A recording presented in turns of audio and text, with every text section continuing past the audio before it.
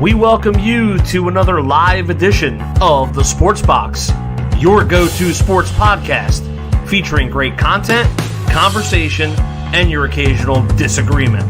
Stick around to interact and ask questions.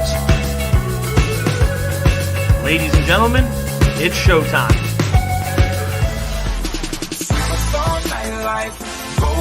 On smoke, it's all about the cash flow. So come on and get this money, man. Getting paper, and we always do it major on the slow. You know it. What's up, everybody? Welcome to episode number 99 of Game Winning Drive. We are a week away from episode 100. We're gonna be excited. Cannot wait to do the show, man. It's going to be crazy. Got a little surprise from our co-host that I'm putting together. Going to be really exciting times, man. To share that with everybody. We're going to have a couple of guests come on.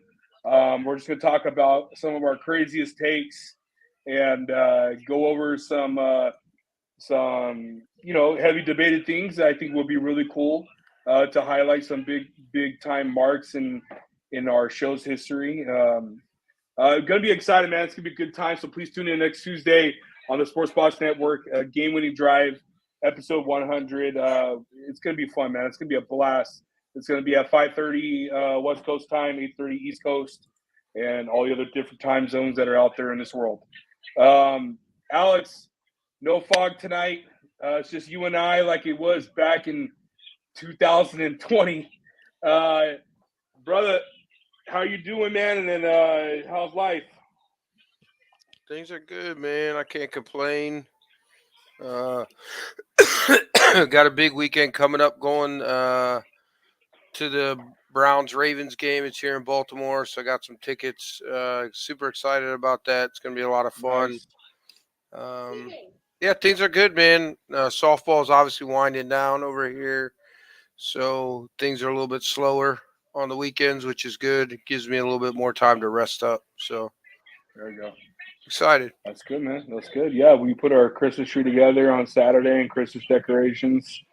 Yeah, so that's already over and done with, thank God. And football on Sunday was absolutely weird. We're going to get into that, obviously. We're going to talk about it.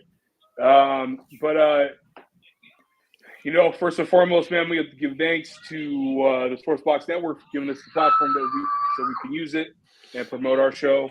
We appreciate the boys over at the Sports Box and being a part of the family. We're almost hitting our 2 years, which is crazy. Yeah. Is it 2? Yeah, it'll be 2 years in April. So absolutely crazy times. I can't wait to dive in and talk about it. Speak of the devil. Said with about 10 minutes left in the game that Dak would have a chance to win it and would blow it, and then he did. I'm not going to get into that because that is not Dak's fault whatsoever. All right. Episode 99. Here we go. So, I wish Fogg was here because we would have had a spirited argument about this. Did the Carolina Panthers screw up drafting Bryce Young instead of a quarterback Bryce Young instead of quarterback CJ Stroud? Or is it too early, Alex? Well, I think it's still too early to know what Bryce Young's going to be. I think they did screw up. I think you see CJ Stroud is a better quarterback. No matter, what Bryce Young's potential is, I think what CJ is now is quite possibly the best that they could hope for out of Bryce. And CJ is only going to get better.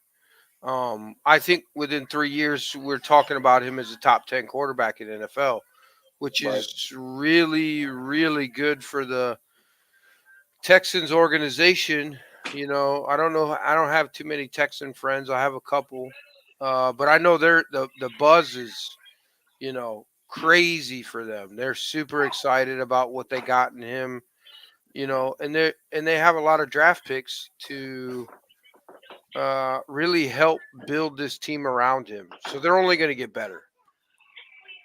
Yeah, I agree, and I put up here this the most impressive thing for me was this final drive. I mean, I was already impressed with this young man coming out of Ohio, and now to see it come full swing after all the negatives, after all the issues of he can't read coverages or whatever the hell that advanced test was, and the mockings against him. I'm sick and tired of teams trying to go and look for every little cook and nanny. I think you and I have been saying this for years, that teams just overdo it when it comes to evaluating and drafting players, right? Yeah. I think that's been an issue, and I think that might have bit Carolina in the ass a little bit, Alex, because CJ Stroud, I think like you, it is too early to say something about it, but I don't think it's early enough for us to say that CJ Stroud looks like the way better talent than Bryce Young. Yeah. So it's been crazy to see him. I just love everything how Houston did it. DeMarco Ryans didn't announce a start until after preseason was completely finished. I love that. That also goes kudos to the GM as well. They surrounded him with talent, not talent that you're like, oh my God, this is crazy. They got him with I can't say that word, familiarity with Tank Dell. With getting Dalton Schultz, I think was a huge addition that people didn't talk about a lot in Houston. And then their running game is in the bottom tier. So for him to be able to do this without a solid running game, no Dameon Pierce on Sunday, who's actually been pretty disappointing this season. To just do it with the guys that he has, Alex, like these aren't big name receivers. This isn't a Jordan Addison. This is Tank Dell. A lot of people took, for granted possibly, as they took him in the third round. It's a receiver that I actually want the Chargers to take in the second or third round instead of taking Quentin Johnson, which is a different conversation for a different day. Yeah, man, I'm really impressed with his arm talent, the way he moves around the pocket, the way he commands his offense, the way he commanded this 2-minute drill. You see a certain leader with CJ. So I think the Houston Texans might have struck gold, bro. So yeah, I mean, I said from the beginning. I said from the beginning that CJ Stroud was the best quarterback in this draft. I mean, right. Tape doesn't lie. When you watch Bryce Young, while he's talented, nothing really pops on the tape for me. I didn't understand, except for the fact that he played for Alabama, why he was considered, even a top 3 quarterback. Right. It is what it is. The proof will be in the pudding, but I think we see very early on that CJ Stroud is way ahead of him as it stands right now. No, I agree with you, man. I agree with you.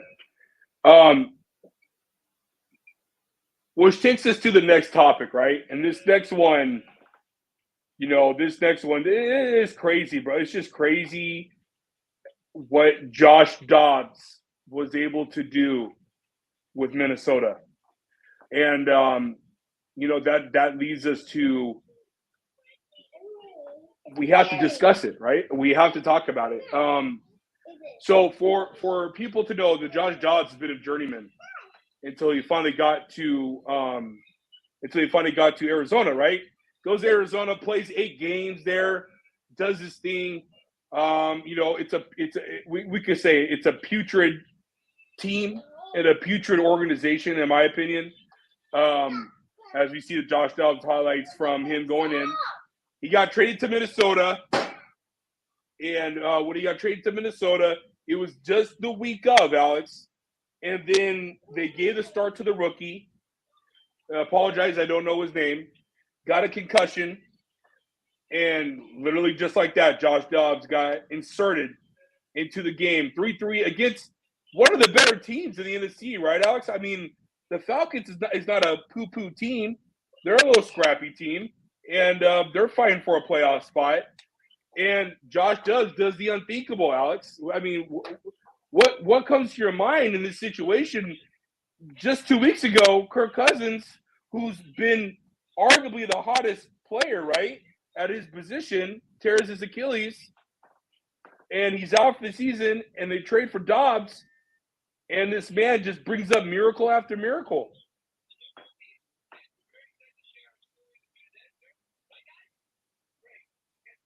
Can't hear you.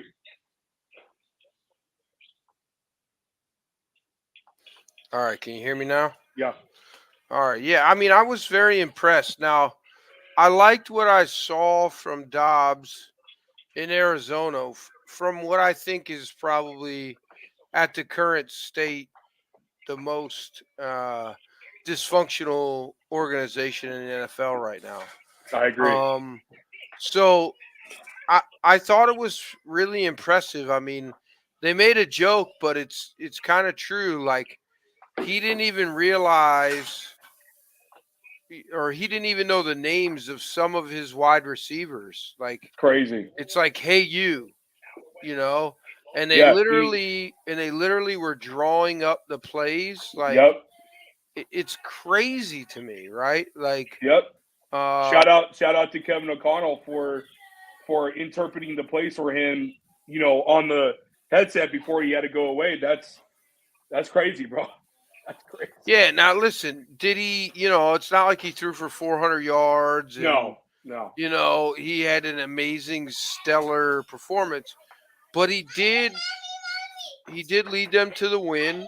He did come back, and it was impressive to see a guy who's really thought of as really a backup in the NFL lead a team without their best weapon, right? That's what's kind of lost, is like Justin Jefferson is still on the IR.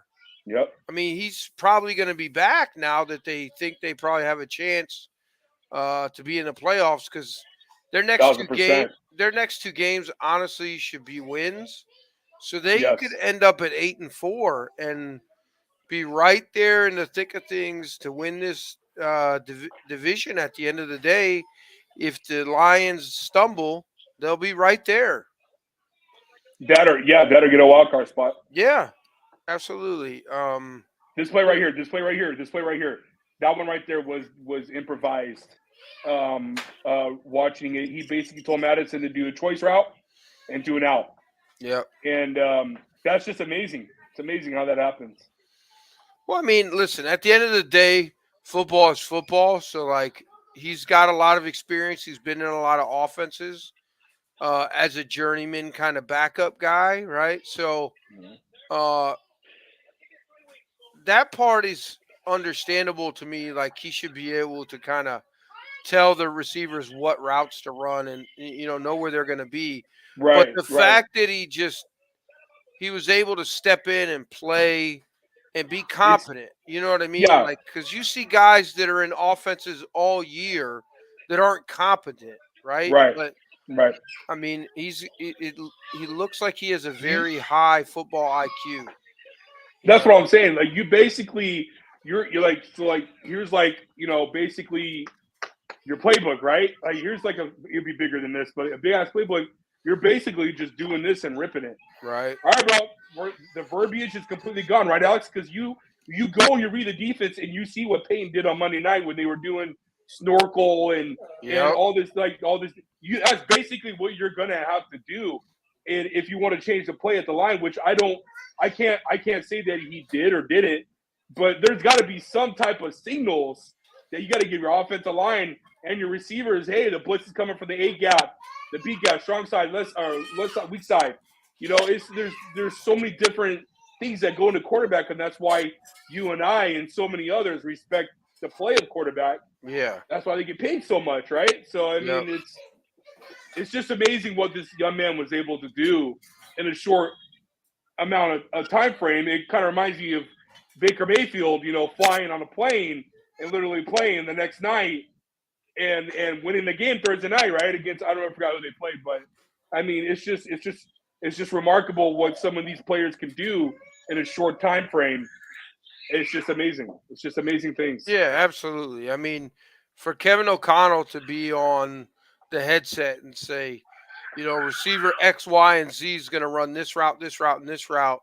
These are your options. Yep. For him to simplify and break it down that well, for him to be competent in that offense it's just as impressive to me what the head coach did and the offensive coordinator as what he did. Now, he had to play at the end of the day on the field and make the plays, so I give him more credit. But it's impressive that what the staff did to help. This is definitely what I would consider a team win. Yes.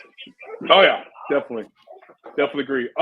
So besides the two things that we just brought up, Alex, what is your biggest reaction after week 9? Is there something? I want a positive reaction and a negative reaction from you. If you want me to go first, I could go first. No, I'll go first. That's fine. I'll give you my negative reaction first. Okay, let's do negative first. Okay. Okay. All right. I'll give you my negative first. The window, in my opinion, for the Buffalo Bills to have a legitimate shot at a Super Bowl is closed. It's closed. So you're not giving them a shot at all? No. You're on the frog train. My thought is that while Josh Allen is still one of my favorite quarterbacks to watch, he's kind of he's kind of been figured out, right? Really? Yeah. I mean, defenses are more than willing to let him run and scramble. They're bracket covering Diggs and Knox. No, the other wide receiver. Gabe Davis? Yeah, Davis. If you watch the game, they bracket covered both of them. And they're willing to live. Which should leave the middle open. Right. And they're willing to live with him trying to force into the double coverage instead of taking a dump down to Knox or to whoever their slot receiver is now, because they live so much off of chunk plays. When their offense is really humming, they're making chunk play after chunk play. They're the best offense in the NFL. Right. When they're humming, but defenses have figured them out now. Josh Allen's going to take too many risks. Like, if you look at, he doesn't impress me the way he used to. I just think he has more average games than he has great games now, right? And I just don't think he has any excuses. Everybody's healthy. The offensive line is healthy. His wide receivers is healthy. He has a competent tight end. Now, there might be a difference if they get why am I blanking on the running back they just signed's name? Leonard Fournette. Leonard Fournette. If Fournette comes in there and can be 70% of what they need him to be, and it gives them a competent running game that's not Josh Allen running the ball, then maybe that's the missing piece. Maybe it frees up, where they can't bracket cover. They got to put somebody else down in the box, things like that. But the biggest takeaway for me is I think the Bills are not Super Bowl contenders. I really don't. You think about the good teams in the AFC, right? Kansas City. I'm not putting them on a neutral field or even in Buffalo above Kansas City. The Bengals have gone into Buffalo now twice. Really dominated Buffalo. That's supposed to be you're supposed to have an advantage there, right? Like, that's supposed in Buffalo. In Buffalo. What was the second time? That game was in Cincy. No, last year was in last Buffalo. Game? This last game was in Buffalo. Oh, I thought it I'm was in positive. Cincy. No, I'm positive it was in Buffalo. Oh, No, it man, was in Cincinnati. You're right. It was, yeah. It was in The Cincinnati. last two times, though, Right. Cincinnati has dominated them, and Yes, they one have. was in Yes, they have. Buffalo. Last year was in Yeah, Buffalo. the playoffs was and, in Buffalo. yeah, yes. and this year was in Cincinnati, which makes it even more higher stakes. You lost agree. at home in the playoffs. That's what you fight for all year, home field advantage. Shoot, they're fighting for their division lives right now, dude. Well, Miami's in the lead right now. Yeah. And in my opinion, Miami's schedule is a little bit easier than Buffalo's down the stretch. Really? Down the stretch. Ooh. And so I gotta check that one out. I think it's going to be tough for them to win this division. I really do. And if they're a wild card team, I have no faith. I don't think they're winning against one of the juggernauts in the AFC on their home field, like not in Buffalo. I don't, man. Yeah, I have to push back a little bit on it because I don't think it's them figuring out Josh Allen. I think it's them realizing that they're a one-dimensional team. Their identity is now. I will agree with you. Their identity is either Josh Allen throws the digs or he runs the ball. I'm so hot and cold with Gabe Davis that it's getting to a point where it's kind of putrid. Dalton Kincaid, they were on a drive and he fumbles the ball. There's virtually no rushing attack whatsoever in Buffalo. They thought it was a Singletary issue. It seems like it wasn't a Singletary issue. It's just an offensive line issue that I don't think they want to address. They need to address the offensive line in its entirety because I think their offensive line is probably middle to below pack across the NFL. So here's the next 5 games for Miami. You ready? Las Vegas. You did. You missed it. You have to watch it till we're done. Look. Las Vegas, that's a W. Right? Who is this? Miami's on their bye right now. So their next 5 games are Las Vegas. Okay, that's a win. That's a win. The Jets, that's a win. The Commanders, that's a win. That's a win. Tennessee, that's a win. That's a win. Then they play the Jets again. That's a win. I think they sweep the Jets. I think they're going to split it. I don't think so at all. So that's 5. Let's say they go 5-0, right? Okay. They're 11-3, right? They're 11-3. Then they play Dallas. That's a tough game. At Dallas or at Miami? It's in Miami, but that's still a tough game. Then they play Baltimore, which is a really tough game. That's a loss. But that's, you got to understand, that's week 16. That's week 16. Baltimore's already locked up the division at that point. I'm telling you. Yeah, but they want the number 1 seed. I don't think it matters. 11. I have them 11-5 right now. And then they play Buffalo at the end, right? So they could be, and it's going to be. Will that be in Buffalo or is that in Miami? It's in Miami. Okay. Yeah. So I mean, so here's Buffalo's schedule. Denver, that's a win, right? That's a win. Jets, that's probably a win. Then they play Philadelphia, right? Yeah. Then they go on a bye, right? Then they play Kansas City right after their bye. Oh my! Then they play Dallas right after Kansas City. Then they play the Chargers, which it depends on where your season's at. Depends where we're at. Yeah. Then they play New England, which is probably a win. Then they play Miami. So you tell me if you're Miami or Buffalo, whose schedule you'd rather have. I'd much rather have Miami's schedule. Oh, 1,000%. Right. So 1,000%. Miami's I don't think it's going to be a walk in the park for Miami. I don't think it's going to be a walk in the park, but if I had to put money that mattered to me on who's going to finish with the better record, I'm going to go with Miami because their schedule is easier. Yeah, that's tough. The only thing that gives Buffalo a slight reprieve is that they got the bye before they play Kansas City, right? Yeah. Here's my issue. I'm going to tell you my issue right now. And this is actually my reaction. So my negative reaction. Miami, I feel like, is a pretender. And I say that because when they go against top defenses, they fall apart. Confusion arrays, Tua, sphincter gets swelled up tighter than a virgin at church. So, it's a lot for me to not I buy in to Philly. I buy in to Kansas City just because of their I'm a defensive guy, just like you are, Alex. I buy in to Dallas. I think even though they lost, that game was a moral victory for them. Oh, I don't think so. Oh, I do. I think it was. They can go toe to toe with Philly.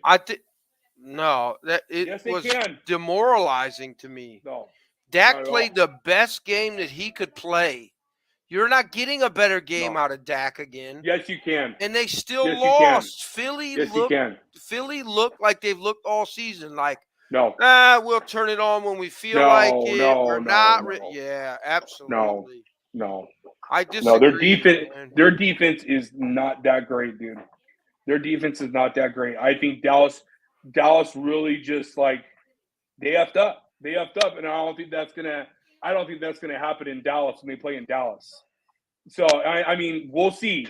I'm just saying I'm not this super uber confident person as I was 3 or 4 weeks ago, where I thought, oh, it's Philly and San Francisco and everybody else can go kiss my ass.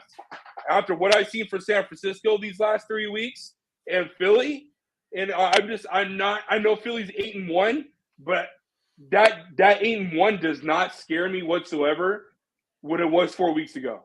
That's just me. I think honestly, I think the best team might be Cincinnati. I think Philadelphia being 8-1 should be scaring the shit out of everybody. They're not rolling on offense right now. They don't look the same as last year. You have to think at some point they figure it out. I don't think so. But my biggest takeaway negatively was Miami as its offense. Miami's offense when it goes against these top defenses, right, Alex? I mean, we've seen it. I put it on Twitter. Tua in 3 games this year against Buffalo, against Philly, and against Kansas City. He has thrown 2 touchdowns. 3 touchdowns. He has 3 turnovers. His passer rating is at an 88. The league average is 94, and his QBR is around a 42, and the average obviously is a 50. So Tua is not showing up in these big-time games. That was the narrative for Dak Prescott a couple years ago. So we're going to use the same narrative. We got to use it for other people as well. Right. You can't just leave it on one person. Tua, they want to elevate Tua to these higher standards. Joe Burrow is telling him, nah, bro. No. Not yet. You got to do what I can do. I mean, we'll get in. Let's go into our week 9 biggest takeaway positively, and then we'll go to our final statement. For me, I just said it. It's the Cincinnati Bengals. I mean, what else can you say about this team that started off 1-3 and now they're right in the thick of things in the AFC North? Their defense is playing way better. Joe Burrow makes everything better around him, right? I mean, this young man is it's astonishing what he's been able to do on this stretch. Because honestly, Alex, if they lose 2 of these last 4 games, you can easily say goodbye to the playoffs. So for him to be able to beat Seattle, to beat the Rams when the Rams were hot, San Francisco, Buffalo. I mean, my God, bro. This guy's going through the gauntlet and he's coming out a star. I don't think the conversation is dead for him to win MVP this year. I think he has a chance, an outside shot to win that award, even though he could care less about it. And I think the Cincinnati Bengals are in a good position, a great position actually, to make the playoffs and to contend for a title in the AFC North. Now the problem is they got another team up there that's playing bananas as of late, and that's the Baltimore Ravens, who's our co-host Super Bowl winning pick this year, which is the Baltimore Ravens. But man, oh man, dude, my biggest takeaway so far after week 9, if we're not going to talk about those two other topics we already talked about, is the Cincinnati Bengals dominance right now. What's yours?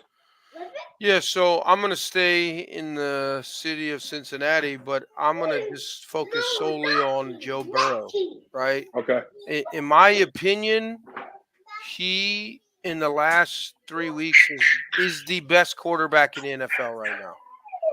Currently, the way he's playing, the margin between him and Patrick Mahomes is so slim right now, it's ridiculous.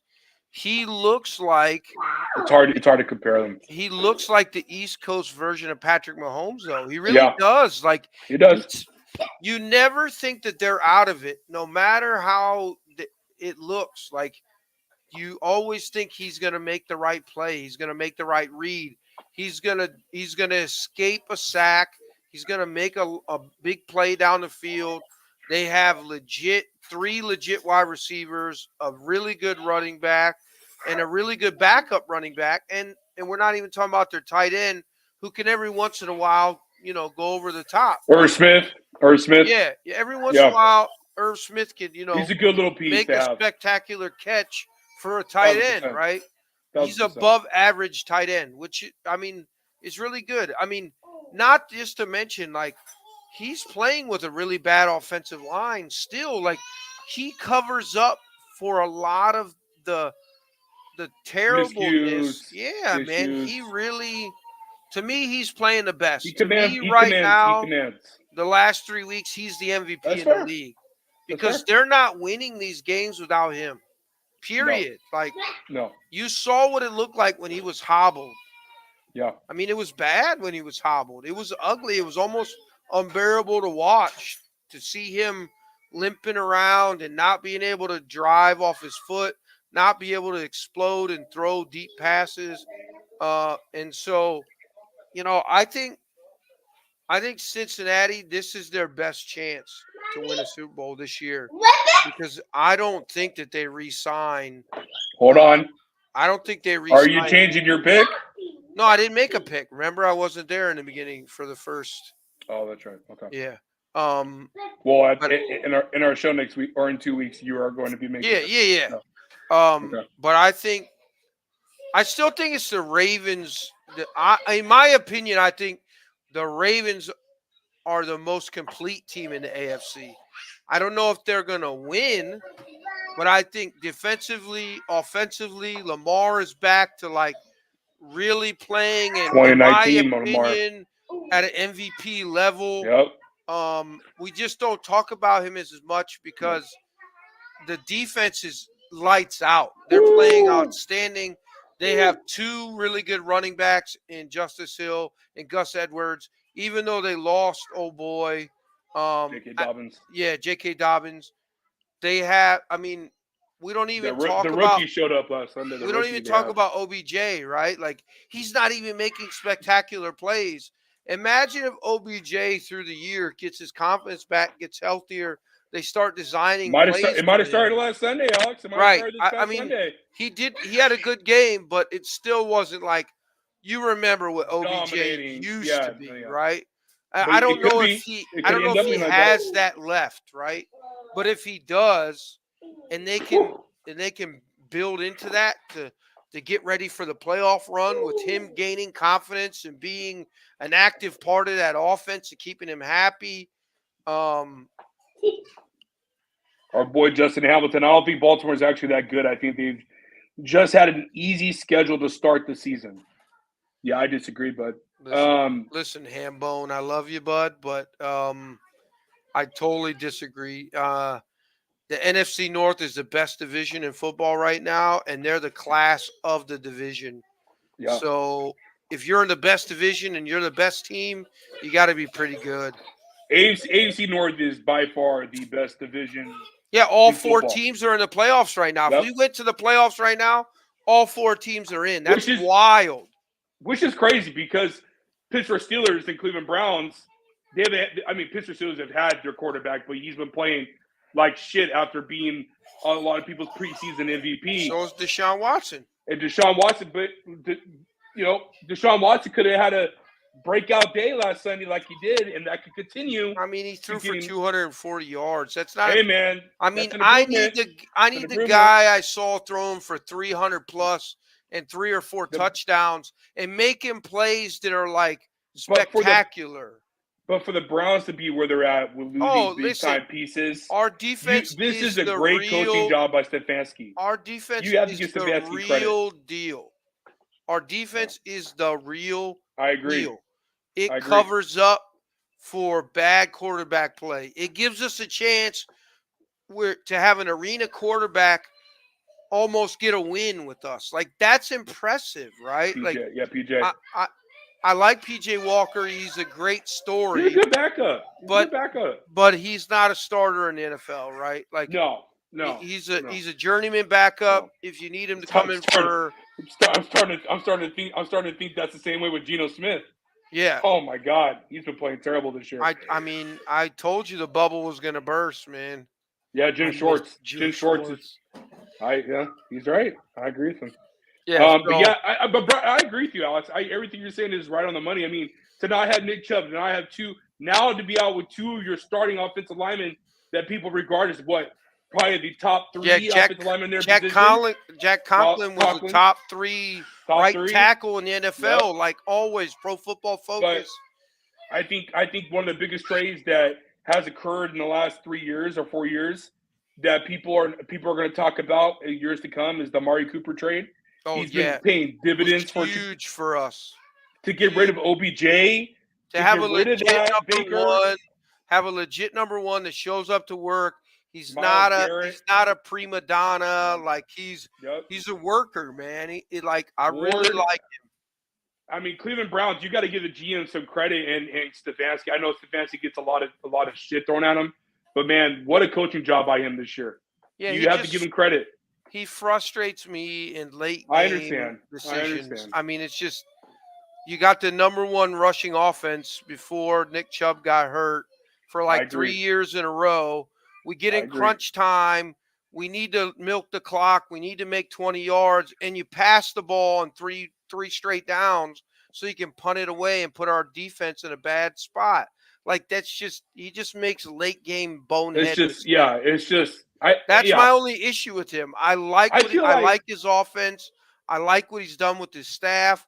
I like everything but late game decision making is the only thing I critique on him.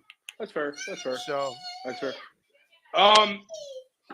So real quick before we get into Week 10 pick'ems, I wanted to say this real quick, and I'm pretty sure Alex will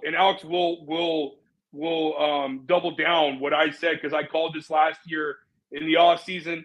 We've heard some noise today. We've been hearing some noise the last 2 weeks. I think that noise is true, and I think it's going to resonate and trickle down. I don't know if he's going to get fired right away. I don't think they will do that, but I think he's going to be let go in the offseason. My hot take of this week and this segment and this show is that Bill Belichick will be leaving the New England Patriots when the season is done. I've been calling this. I've been saying this. I think it's time. I think it's time for a change in New England. I think New England needs to completely blow everything up and start over. And I think Bill Belichick is just too old to do that now. And he's not good anymore as a GM. I don't think he ever was good as a GM. But I don't think that tricks of the Josh McDaniels, Alex, you see how it didn't work, right? You see it didn't work for Romeo Crennel. It didn't work for Eric Mangini. It didn't work for Charlie Whitehurst in Notre Dame. The list goes on, and Matt Patricia, probably the worst hiring of all time in the last, or especially in the last 10 years, over Romeo Crennel, who had a winning record with Detroit in his time. So it's a trickle effect where maybe this is more about Tom Brady than it is about Bill Belichick. Tom Brady was the reason why for success, because these other coaches are not getting it. The coaches that coach under him not get it. the most successful person that's been around Bill Belichick that has had a successful career post Bill Belichick was a player who's now the head coach of the Tennessee Titans, and Mike Vrabel. Other than that, it's been nothing but duds. I mean, I can even say Bill O'Brien. He had some success. He had some success in Houston, but he also put his foot in his mouth and basically effed himself for the things that he did as a GM, which would never have happened. So those are my examples. I'm happy to see Antonio Pierce become a head coach for the Las Vegas Raiders. That interim tag should go away because Mark Davis is going to be paying $85 million to the GM and Josh McDaniels. So you better keep on with this chemistry and this certain aura that they have right now in the locker room. I would be smoking a damn cigar too if that toxic place and environment was existing with Josh McDaniels. Josh McDaniels is no, I am going to say it, Alex. He is the worst head coach to ever be a head coach in the NFL. I think he's worse than Chip Kelly. I really think he's worse than Chip Kelly. Kitchens. Yeah, but Freddie Kitchens didn't have the background resume as Josh McDaniels. No, I'm not going to give it to Freddie. I'm not going to give it to Freddie. It's without a doubt the worst. I mean, I'm not going to. He wasn't qualified. I'm not. So how does he get hired? Leave Freddie Kitchens alone, man. That man is a legend. He wasn't qualified to get hired, even to get an interview. So why? But he didn't cheat though. He didn't like vehemently, right? Like I mean, Josh McDaniels had no. Josh McDaniels came from. I understand that. I'm talking about. He came from the grandfather of cheating, bub. So then if we sit back and we look at this, should we re-look at Bill Belichick's career? No, listen. You can't take it away from him. The guy's got 6 rings. He created an environment that allowed for a dynasty in an era where we never thought there would be a dynasty again. And it's probably the greatest dynasty in the history of the sport. The way they did it, the dominance. Yeah, I mean, 6 rings that's better than the Pittsburgh Steelers, huh? That's insane, bud. 6?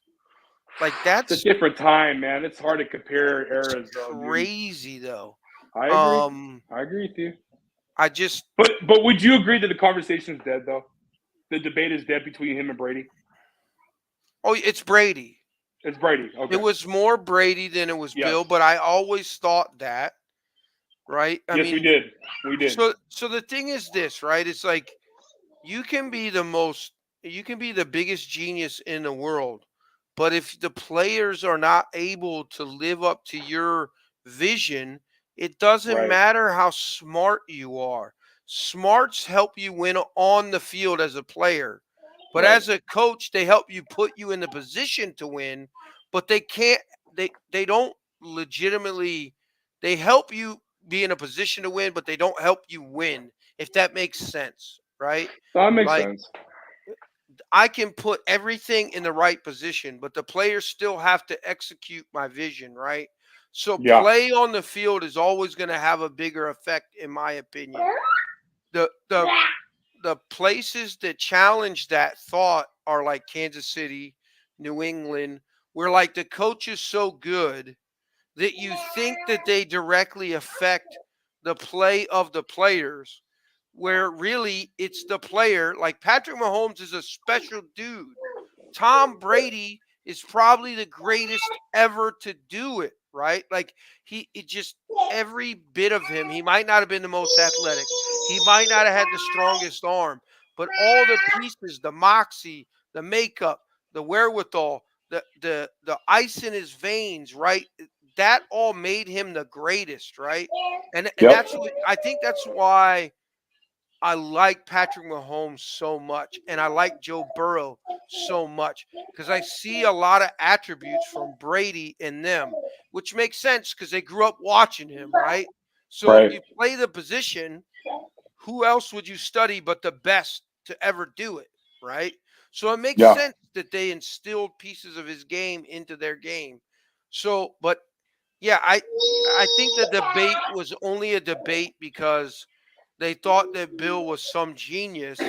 But when you really look at his record as a GM is atrocious. They got lucky. They got lucky with Tom Brady. They name a lot of picks that they really hit on.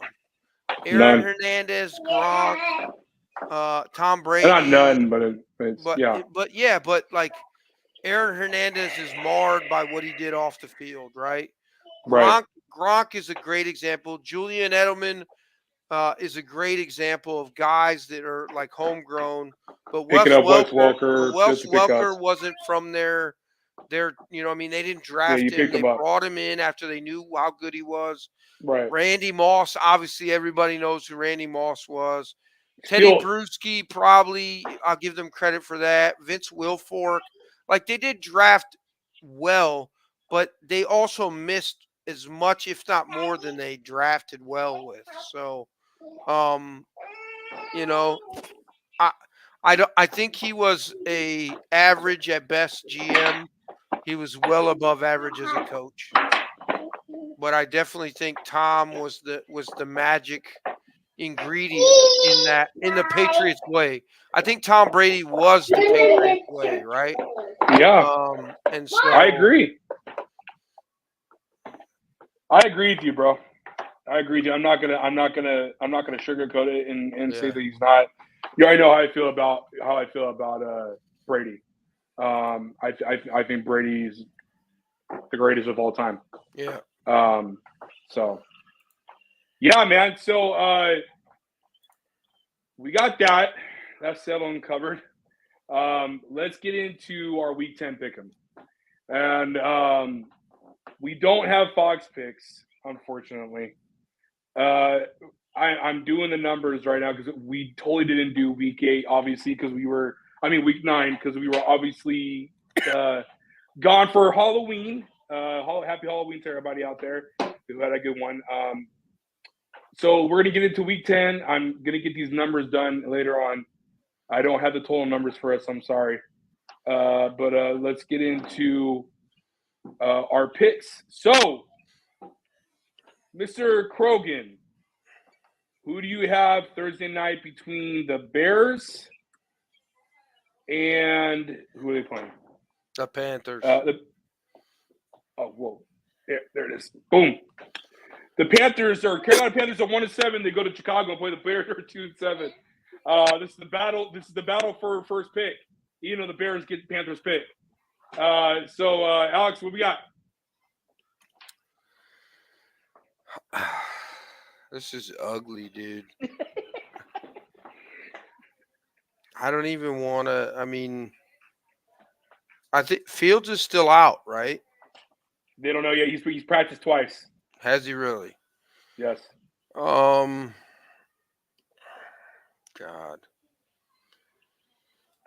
So Chicago. I'm gonna go with Chicago. It's in Chicago. They're favored by 3.5. I have more confidence if Fields starts, but I'll say the Bears are slightly better team. I guess maybe. Yeah, Bears.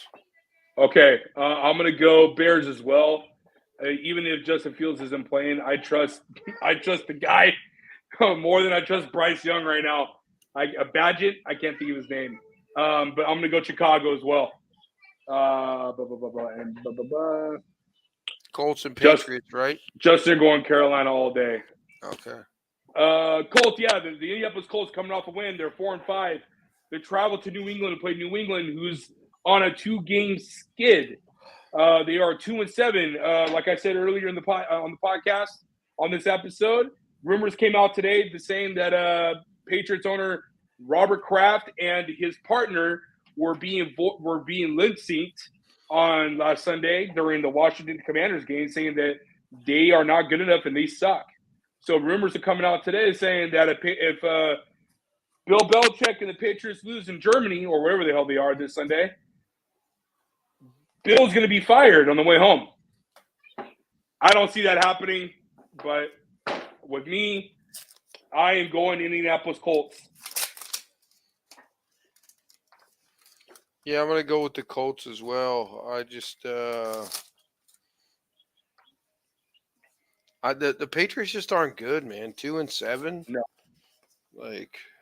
No. We can move on. The Houston Texans are 4-4 after a climatic win last week for CJ Young, as we talked about in the beginning of this podcast. They travel to Cincinnati and play a beast in the Bengals, who are on a 4-game winning streak, or 4-game. They are 5-3. I think the both of us would agree that we're both picking the Bengals, correct? Yeah, I mean, how could you pick against Joe Burrow the way he looks right now? Yeah, there's no way.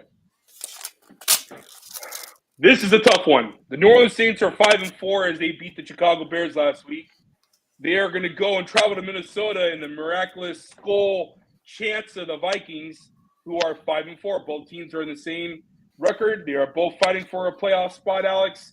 This seems to be one of those games where we'll find out how their season goes after this game. You get the luxury of picking first, buddy. I'm going to go with the Vikings simply because they're in Minnesota. I like what I saw out of Dobbs with no chance to prepare. So with another week in the system, more time to develop chemistry with his offensive line, with his wide receivers. I'm gonna just give him the benefit of the doubt, and they're playing in Minnesota. I really think the Saints are not that good, but they play in a terrible division, and so they got a chance to be in the playoffs. So I'm gonna go with Minnesota. Not super confident, but I would say like an 85-90%. What's the line saying for us, Alex, in this one? Let me check right now. The line says comments. Saints 2.5. Saints 2.5. So favored. So they're really a 5-point favorite because you've taken home field advantage. So, I mean, I'm going against Vegas, which is probably not smart, but this is an interesting game. Is it weird that I trust Dobbs more than I trust Derek Carr? I don't know. No, it's not because Derek Carr. I mean, I feel like there's a reason Vegas got rid of him, even though that was a terrible organization. He wasn't getting it done there either. No, but with that being said, man, I feel like this is going to be the Saints again, and I'm going to go with the Saints. Okay. I like their defense better, Alex. I know.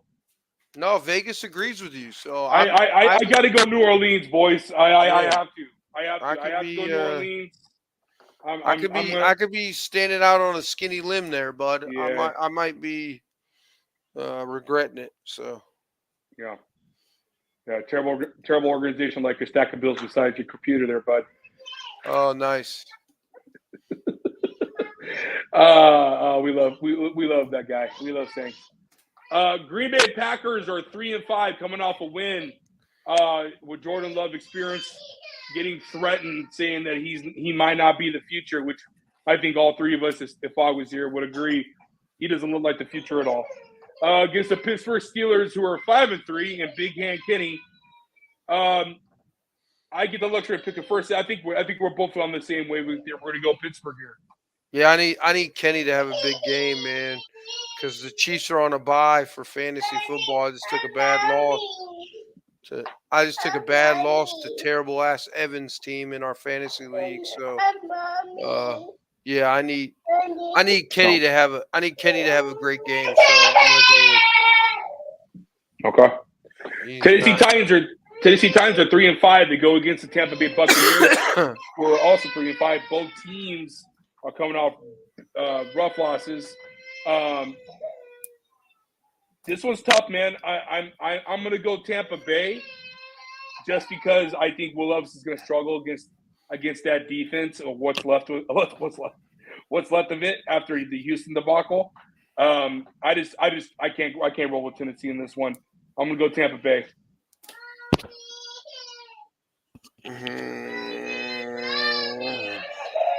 Riley, quiet, please.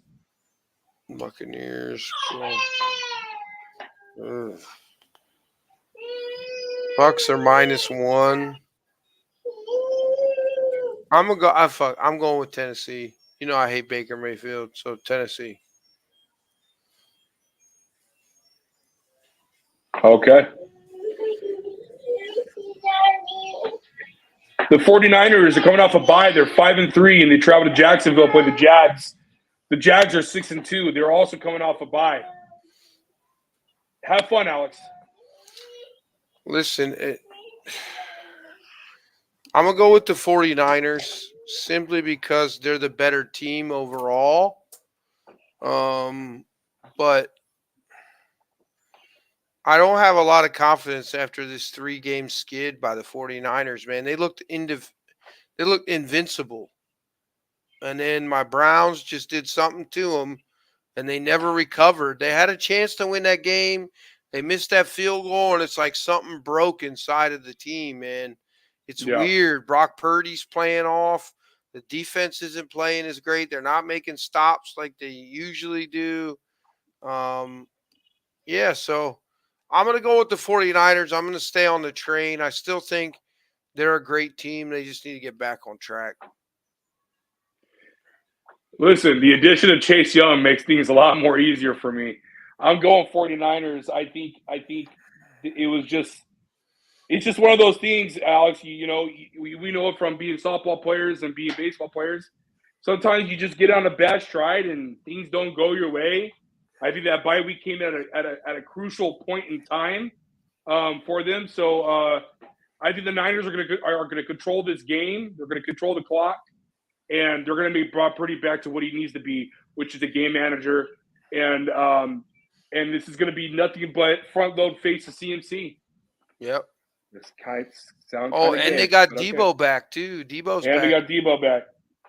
It's a lot of positives. Hopefully Debo's back. Yeah, a lot of positives going into Fort. Hi, sweetie. Yeah. The Cleveland Browns, Alex's Browns, got a tough one this week. They're 5-3, and they travel to Baltimore, who arguably is the hottest team in the NFL. Baltimore 7-2. I get the pleasure and the honor to get the pick first. It's at Baltimore. I got to go Baltimore Ravens there. Their defense is just too nasty. I think it's going to cause too many problems for Deshaun Watson and company. If the Browns have any shot, Deshaun Watson has to play even better than what he played last Sunday. And I need to see a little bit more from Jerome Ford and rushing attack. They also are out another offensive lineman. I got to go Baltimore. Going Ravens. So this is going to be my homer pick of the week because. Wait, hold on. Are you really picking him? Yeah, because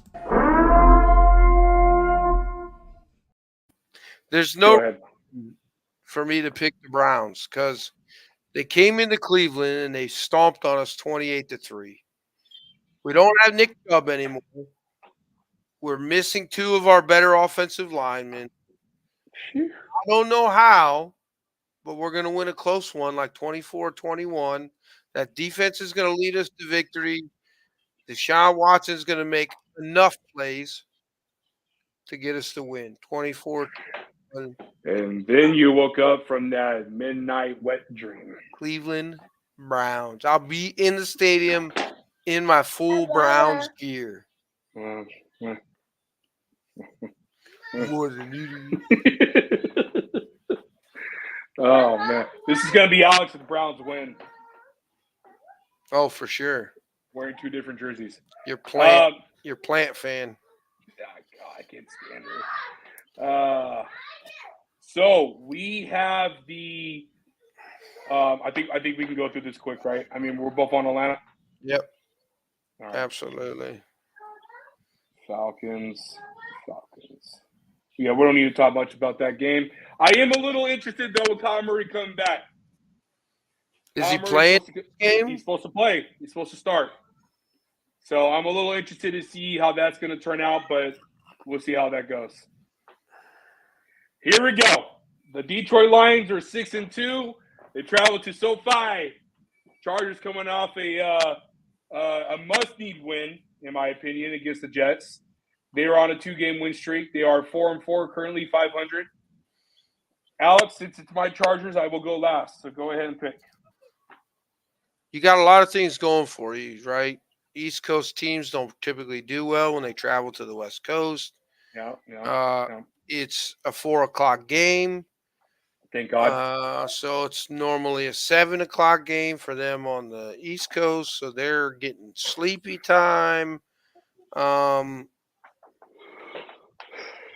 I just think the Lions are really good this year. And I think it's going to be a close game. I don't think it's a blowout. I think the Chargers are there at the end.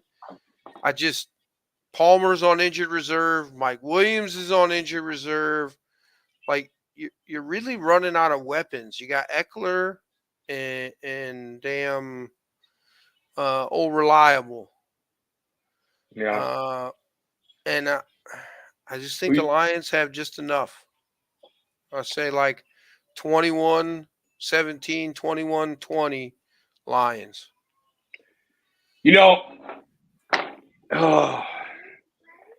Before the stretch started, Alex, I said this stretch is going to determine what the season's going to be like. That was before they played Kansas City. I said they have Kansas City, they have Dallas, they have Chicago, they have New York, and then they have Detroit. I go, in those 5 games, they need to go 3-2. Right now, they're 2-2. And unfortunately for them, what I saw on Monday night, I think it's gonna cause more problems for them against Detroit, who obviously has a way better offense than New York. Jared Goff is probably in the MVP conversation as we speak. They have a guy named Armand St. Brown, who is a top 10 receiver in this league. Sam Laporta is becoming that hidden gem of a pick, in their offensive line is one of the best. I have the Detroit Lions beating the Chargers on Sunday. I mean, if I'm you, I want a higher pick because you need some help. And that's why I wanted the deep down inside, I wanted the Chicago Bears to beat us, because I knew Brandon Staley would have been fired the next day.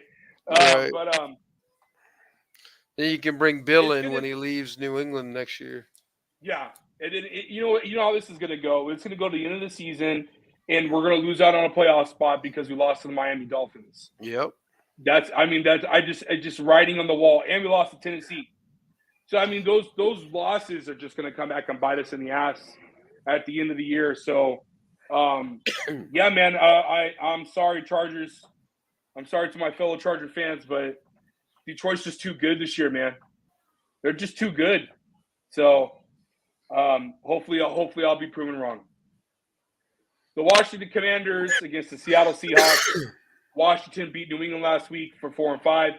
Seahawks are 5-3. For me, man, this game is just weird. It's just tough. Geno has not been playing up to the par as he played last year. But even with all that being said, man, I'm going Commanders, Alex. I'm going Commanders. Hit him with it. This is my upset of the week for Week 10, ladies and gentlemen. It's going to be Week 10. It's going to be the Washington Commanders beating the Seattle Seahawks 23-20. I got Washington. I think Washington's going to control the clock. I think Sam Howell's going to play a game where they're not going to have to rely on his arm a lot. I think this is going to be a good game for Brian Robinson and this rushing attack, because we saw what happened last week against Seattle with their interior defense getting throttled. I think that's going to be the same recipe for them this week. I think Washington will do enough to win this game and create some havoc on the defensive side for Geno. This is my upset pick of the week. I'm going Washington. I'm going Seahawks. I don't need to really explain why. They're a better team. You know what? John is with me. Love it, John. Good job, John. Good job. The Jets are 4-4, and they go against the newly improved Las Vegas Raiders, who are 4-5. What happened to the Giants and Cowboys? What happened to them? You skipped over that game. Oh, I'll go back to it. That's fine. Okay. So what you got for this one? God.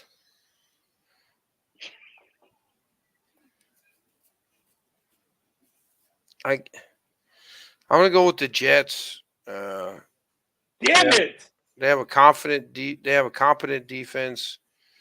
They're favored by a point, which means they're really favored by 4, since it's at Las Vegas. Wait, did you say Jets? Yeah. Okay. Yeah, they're favored by a point. So we'll go with the Jets. I don't care that Antonio Pierce is now the savior of Las Vegas. Who's favored? The Jets are by a point. Okay. So it's a pick 'em. We're going Raiders, baby! You already did it up. Vegas Raiders! All right, good job. We're going Raiders. I got 2 wins. Thank you. You're welcome. You're welcome. All John, right. you suck. Yeah, let's go to these Giants and All Cowboys. right. Giants games. and Cowboys. Giants are 2-7. They go against the Cowboys, who are 5-3 at Dallas. Alex, why are you so eager to do this game? No, I just wanted to talk about the fact that Okay. the $40 million quarterback bum, who's not really a quarterback, we're not really going to talk about it right now. He has a torn ACL. is now on IR with a torn my ACL. God. You're such an ass.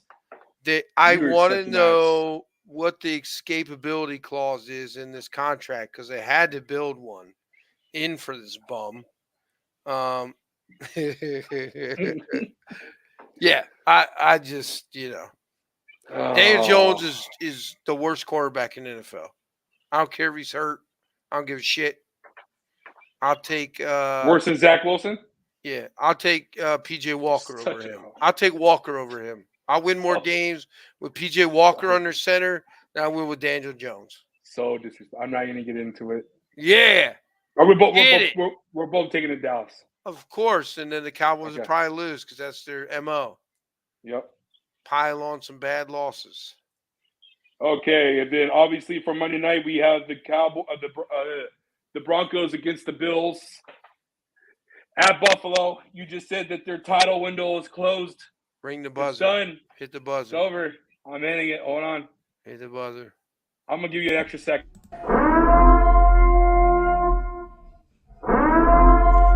We have breaking news. Buffalo Bills. Buffalo Bills. Yep. Puss. It's a big old floppy puss. You do it then. You do it. No. I'm going Buffalo as well. Okay. Yeah, I'm going Buffalo. I don't even think we need to talk about the game. I mean, just the urgency alone of them having to win with Miami breathing down their neck. How wild is it that the Chiefs, the Dolphins, and the Eagles, 3 division leaders, are on buys this week? That's crazy. And then you got the Rams, the lowly Rams. Yeah, it's pretty wild. Sorry about that, guys. Pretty wild. All right, man. Let's wrap it up. We're wrapping it up. Hey, let's give the people what they want. Give the people what they want. Hey, we appreciate you guys, the 4 people that are watching, and earlier we had about 12. We appreciate you guys. Oh yeah, by the way, I got to do this. Thank you. Next week's going to be huge, guys. And so we are really excited for episode 100. Fog is going to be here. We'll have a couple of special guests come on. It's going to be great, dude. There's going to be a little video montage at the end. And, man, 100 episodes, Alex. I can't believe that we made it. Should have happened last year. I can't believe I put up with you this long. Yeah, well, misery loves company sometimes, I guess. It's all love, brother. It's all love. So, yeah, man, it's going to be a little emotional probably next week. We're going to have some fun. We're going to talk. Please join. Please share our episodes each and every week. John Suggs, we appreciate you, man. Justin Hamilton, thanks for coming on, man. We appreciate it. And all the other guys, man. Next week, make sure you guys come on. We really appreciate it. If you guys do, 5:30 next week, West Coast time, 8:30 East Coast time, where Alex lives. And we are going to bring the fire next week, man. It's going to be a great time. It's going to be monumental. And it's going to be a nice little achievement that we achieved. So thank you to Sports Box Network for allowing us to be on their platform. And, man, we can't wait to join you all next week. And it's going to be fun. It's going to be a blast, man. For Alex and myself, man, we thank you. And always give your love and respect to our first responders and our veterans. And be safe out there this week. And we'll catch you guys next week for the episode 100. Until then, we're out. Peace.